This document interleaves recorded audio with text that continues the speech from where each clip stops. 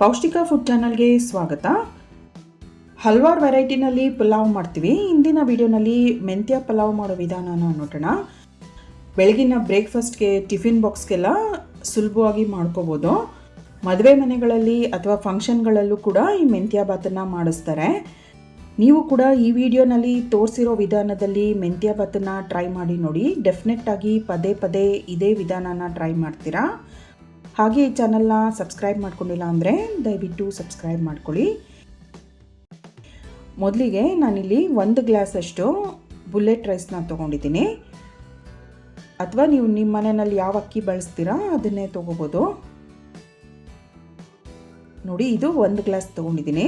ಇದ್ರ ಜೊತೆಗೆ ಅರ್ಧ ಗ್ಲಾಸಷ್ಟು ಬಾಸುಮತಿ ರೈಸ್ನ ಸೇರಿಸ್ತಾ ಇದ್ದೀನಿ. ನೀವು ಪೂರ್ತಿ ಬಾಸುಮತಿ ಅಕ್ಕಿನಲ್ಲೇ ಮಾಡ್ಕೋಬೋದು ಅಥವಾ ಸಾದಾ ರೈಸ್ನಲ್ಲೇ ಮಾಡ್ಕೋಬೋದು.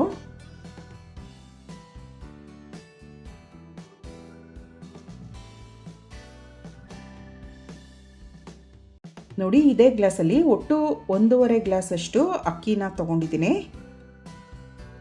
ಅಕ್ಕಿನ ಚೆನ್ನಾಗಿ ತೊಳೆದುಬಿಟ್ಟಿಟ್ಟಿದ್ದೀನಿ. ಇದಕ್ಕೆ 2.5 ಗ್ಲಾಸಷ್ಟು ನೀರನ್ನು ಸೇರಿಸ್ತಾ ಇದ್ದೀನಿ. ಯಾವ ಗ್ಲಾಸಲ್ಲಿ ಅಕ್ಕಿ ತೊಗೊಂಡಿದ್ದೆ ಅದೇ ಗ್ಲಾಸಲ್ಲಿ 2.5 ಗ್ಲಾಸಷ್ಟು ನೀರು ಹಾಕ್ಬಿಟ್ಟು ಒಂದು 10 ನಿಮಿಷ ನೆನೆಯೋದಕ್ಕೆ ಬಿಡೋಣ. ಅಷ್ಟೊತ್ತಿಗೆ ಮಸಾಲೆ ರುಬ್ಕೊಳ್ಳೋಣ. ಮಿಕ್ಸಿ ಜಾರ್ಗೆ 2 ದೊಡ್ಡ ಪೀಸಷ್ಟು ಚಕ್ಕೆನ ಸೇರಿಸ್ತಾ ಇದ್ದೀನಿ.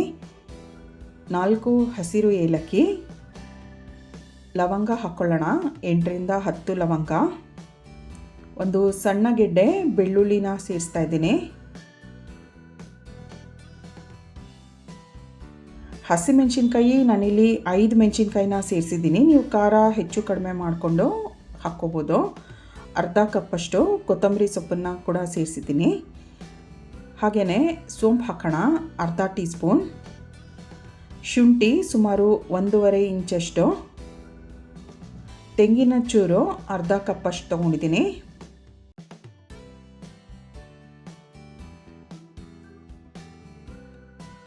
ಇದು ರುಬ್ಬೋದಕ್ಕೆ ಬೇಕಾಗುವಷ್ಟು ನೀರು ಹಾಕ್ಬಿಟ್ಟು ನುಣ್ಣಗೆ ರುಬ್ಕೊಳ್ಳೋಣ. ನೋಡಿ, ಮಸಾಲೆ ರುಬ್ಬಿದ್ದಾಗಿದೆ. ಕುಕ್ಕರ್ಗೆ 2ರಿಂದ 3 ಸಣ್ಣ ಸೌಟಷ್ಟು ಎಣ್ಣೆನ ಸೇರಿಸೋಣ.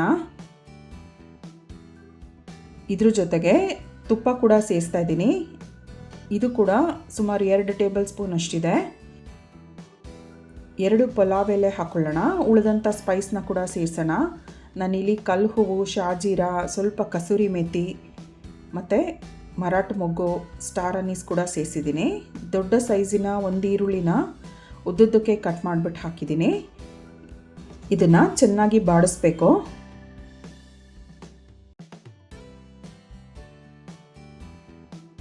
ನೋಡಿ, ಈ ರೀತಿಯಾಗಿ ಈರುಳ್ಳಿ ಚೆನ್ನಾಗಿ ಬಾಡಿಸಿದ ನಂತರ ಹೆಚ್ಚಿದಂಥ ಪುದೀನ ಸೊಪ್ಪು ಅರ್ಧ ಕಪ್ಪಷ್ಟು ಹಾಕ್ತಾ ಇದ್ದೀನಿ.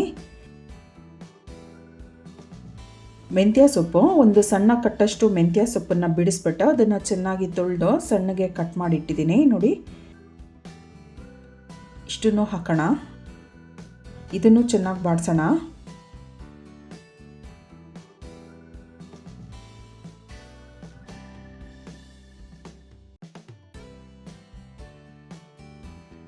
ಸ್ವಲ್ಪ ಗೋಡಂಬಿ ಕೂಡ ಸೇರಿಸ್ತಾ ಇದ್ದೀನಿ.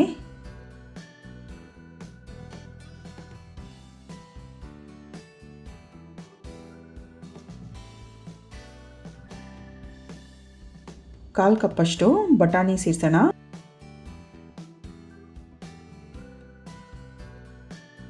ಹಾಗೆಯೇ ಕ್ಯಾರೆಟ್ ಕೂಡ ಹಾಕ್ತಾ ಇದ್ದೀನಿ. ಸಣ್ಣಗೆ ಹೆಚ್ಚಿರೋ ಅಂಥದ್ದು ಅರ್ಧ ಕಪ್ಪಷ್ಟಿದೆ. ಕ್ಯಾರೆಟ್ ಆರೋಗ್ಯಕ್ಕೂ ಕೂಡ ತುಂಬ ಒಳ್ಳೆಯದು, ರುಚಿ ಕೂಡ ಚೆನ್ನಾಗಿರುತ್ತೆ. ಸ್ವಲ್ಪ ಸ್ವೀಟ್ನೆಸ್ ಕೊಡೋದ್ರಿಂದ.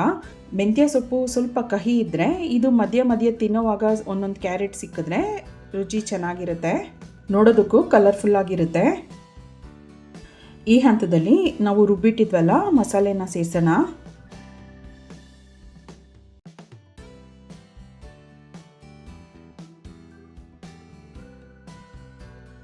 ಮಿಕ್ಸಿ ಜಾರ್ಗೆ 1/4 ಕಪ್ಪಷ್ಟು ನೀರು ಹಾಕ್ಬಿಟ್ಟು ಸೇರಿಸ್ತಾ ಇದ್ದೀನಿ. ಮಸಾಲೆನ ಕೂಡ ಹಸಿ ವಾಸನೆ ಹೋಗೋವರೆಗೂ ಚೆನ್ನಾಗಿ ಬಾಡಿಸ್ಬೇಕು.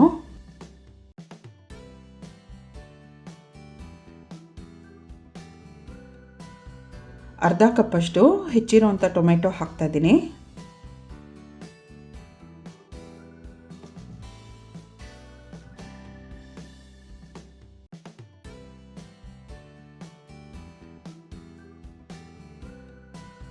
ರುಚಿಗೆ ತಕ್ಕಷ್ಟು ಉಪ್ಪು ಸೇರಿಸೋಣ.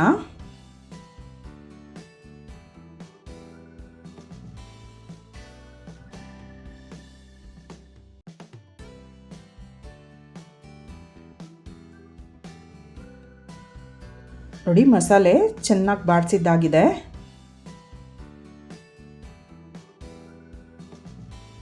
ನಾವು ನೆನೆಸಿಟ್ಟಿದ್ವಲ್ಲ ಅಕ್ಕಿ, ಆ ನೀರು ಜೊತೆಗೇ ಸೇರಿಸೋಣ. ನೆನೆಸೋವಾಗಲೇ ನೀರನ್ನು ಅಳತೆ ಮಾಡಿಬಿಟ್ಟು ಸೇರಿಸಿದ್ವಲ್ಲ, 1.5 ಗ್ಲಾಸಷ್ಟು ಅಕ್ಕಿಗೆ 2.5 ಗ್ಲಾಸಷ್ಟು ನೀರು ಹಾಕ್ಬಿಟ್ಟು ನೆನೆಸಿದ್ವಿ.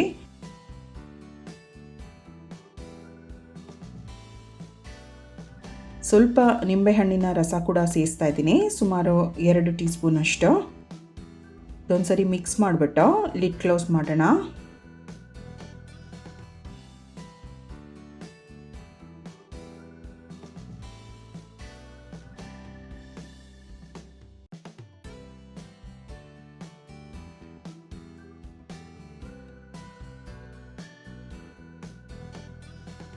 ಇದಿವಾಗ ಜಸ್ಟ್ 2 ವಿಷಲ್ ಆಗೋಷ್ಟು ಕುಕ್ ಮಾಡಿದ್ರೆ ಸಾಕು. 2 ವಿಷಲ್ ಆಗಿ ಪ್ರೆಷರ್ ಕೂಡ ರಿಲೀಸ್ ಆಗಿದೆ.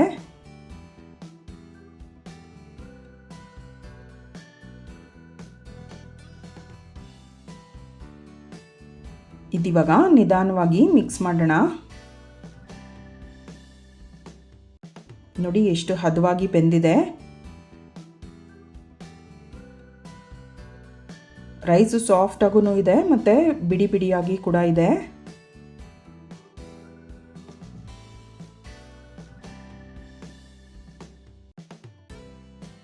ಮಸಾಲ ರೈಸ್ ಎಲ್ಲ ಹೊಂದೋವರೆಗೂ ಚೆನ್ನಾಗಿ ಮಿಕ್ಸ್ ಮಾಡಬೇಕು.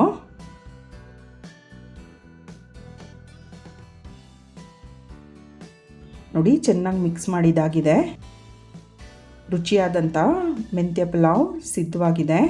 ಬಿಸಿ ಬಿಸಿಯಾಗಿ ರಾಯ್ತ ಜೊತೆಗೆ ಸರ್ವ್ ಮಾಡಿ, ತುಂಬ ಟೇಸ್ಟಿಯಾಗಿರುತ್ತೆ.